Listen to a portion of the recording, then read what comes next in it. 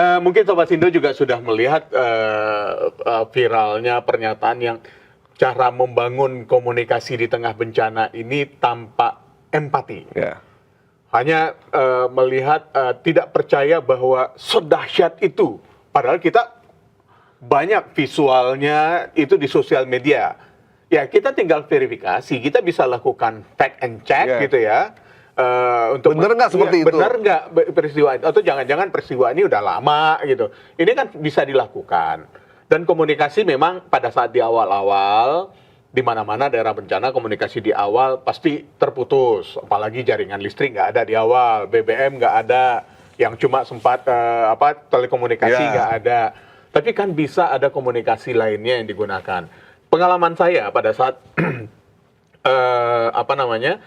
membantu turun sebagai relawan dari media di gempa Padang Pariaman tahun 2026 itu, saya berangkat dari Jakarta itu bawa radio komunikasi. Dan itu saya pasang di kendaraan yang akan saya gunakan dan juga handy talkie. Dengan begitu saya datang, temui posko-posko, frekuensinya berapa? Disamain gitu ya? Ya, disamakan. Jadi pada saat kemanapun saya jalan, dimanapun saya bertemu dengan entah itu pengungsi yang belum menyentuh bantuan ataupun korban yang tertimbun longsor, informasikan lewat radio. Semua langsung bergerak. Teman-teman dari teman-teman off-roader juga langsung bergerak karena jalannya tidak bisa dilewati oleh kendaraan biasa. Bantu semua, komunikasi itu ada karena satelit kan menggunakan frekuensi radio gitu. Ada cara-caranya. Nah, ini yang perlu menjadi perhatian kita juga, terutama kepada pejabat yang menangani bencana ya. Bangunlah komunikasi bencana ini dengan empati. Nah, paling gini Bang, paling ya pengalaman kita yang kurang nih dari pengalaman bencana sekarang itu adalah kita tidak punya juru bicara. Mungkin saran kami ya buat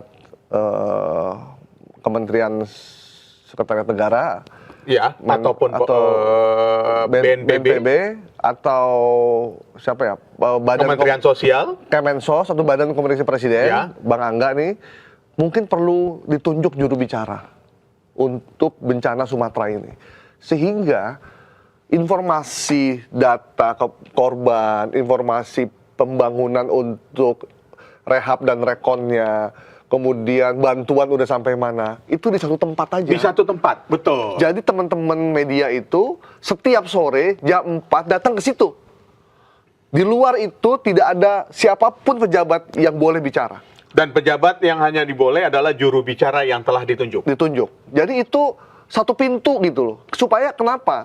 Di era media sosial yang sekarang, pejabat salah ngomong sedikit aja, itu bisa langsung dipotong, disebar. Ya. Dipotong, disebar. Jadi kalau rujuknya pada ini, di luar itu berarti tidak resmi. Dan itu penting. Menurut saya, ini cuaca ini lagi akan buruk kalau menurut BMKG sampai Februari, Bang. Sampai Februari. Sekarang banjir bukan cuma ada di Sumatera. Sekarang di Jawa Barat udah mulai banjir nih. Bandung, Bekasi udah banjir nih sekarang. Dan ada pada saat di Sindo News, di Sindo Sore, ya betul, di program Sindo Sore, kita berbincang dengan ahli klimatologi, itu mengatakan, setelah Sumatera, setelah utaranya Sumatera, itu akan berkembang di daerah Jawa. Akan bergeser ke Jawa. Akan bergeser ke Jawa dengan siklon namanya yang berbeda. Kalau di Aceh itu Senyar, akan dengan nama siklon yang berbeda. Dan selain di Jawa, juga ada di wilayah Indonesia Timur. Waduh. Ini yang harus kita persiapkan. Ini perlu diantisipasi nih. Ini yang perlu diantisipasi. Bagaimana mitigasi dan juga bagaimana dari Badan Penanggulangan Bencana di daerah juga memberikan pemahaman kepada masyarakat, melakukan pelatihan atau mitigasi kepada masyarakat. Jika ini terjadi, apa yang harus dilakukan masyarakat untuk meminimalisir jumlah korban jiwa? Ya, jadi mitigasi itu adalah cara mengurangi resiko bencana, bukannya meniadakan, tapi mengurangi. Supaya begitu kejadian korbannya tidak terlampau banyak, rumah-rumah bisa bertahan. Kayak misalkan nanti ini di Jawa Barat nih, di Bandung udah ada banjir. Sebenarnya BNPB itu punya, dan BMKG punya data tempat-tempat rawan longsor. Ya. Nah, ketika cuaca udah diperkirakan hujan dahsyat, maka warga yang ada di sekitar itu diberitahu. Ya, gaya lama lah, pakai kentongan. Iya, pakai kentongan, hati-hati, banjir gitu. Jadi, Atau aktifkan, kita punya media sosial, punya handphone, punya nomor WA. Manfaatin itu, Bapak Ibu. Blast. Entah itu WhatsApp, iya. SMS, Komdigi juga punya perangkatnya gitu. Saya kemarin dapat forward dari istri di Auckland. Dia kirim, dikirimin untuk itu di semua handphone warga yang tinggal di sana bahwa besok cuaca akan hujan deras, siapkan dengan menggunakan payung. Itu cuma hujan doang.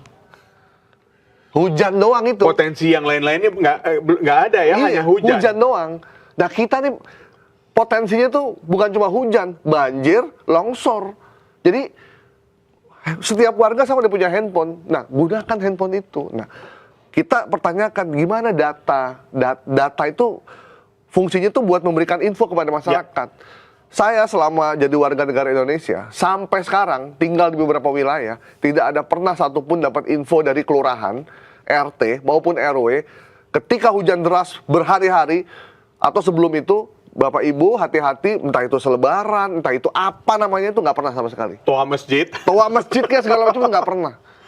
Nah, itulah kelemahan mitigasi kita. Kelemahan mitigasi kita. Padahal BMKG itu tiap hari memberikan data, maka pemerintah daerah manfaatin itu.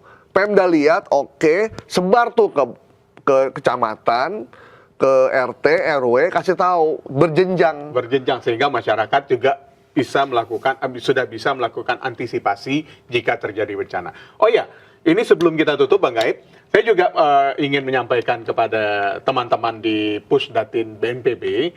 Sudah beberapa hari dan beberapa kali saya melihat data. Mungkin kalau ingin memberikan data korban meninggal, karena kami sebagai media memberikan informasi berdasarkan data yang bersumber dari BNPB. Ya, nggak mungkin kita dari data yang lain ya. Menggunakan data yang lain. Tapi saya cuma titip pesan kepada teman-teman Pusdatin di BNPB, kalau melihat angka yang jumlah korban meninggal, kalau belum yakin benar, jangan ditulis. Karena beberapa kali saya menemukan jumlah korban yang meninggal itu turun. Saya sampai kaget. Ini apakah korban yang ditemukan meninggal itu hidup lagi? Nah, itu yang mesti diperbaiki. Jadi saya akhirnya berpikir, ya wajar kalau netizen akhirnya berpikir kemana Sutopo, kemana Doni Monardo, dan kemana Ahmad Yuryanto. Nah, karena penyampaian data ini yang sangat penting. Karena media pasti akan mengacu pada data-data yang teman-teman di Pusdatin miliki. Itu saja. Oke Bang. Oke, kalau gitu kita jumpa lagi. Ini saya bawa. Saya mau kasih.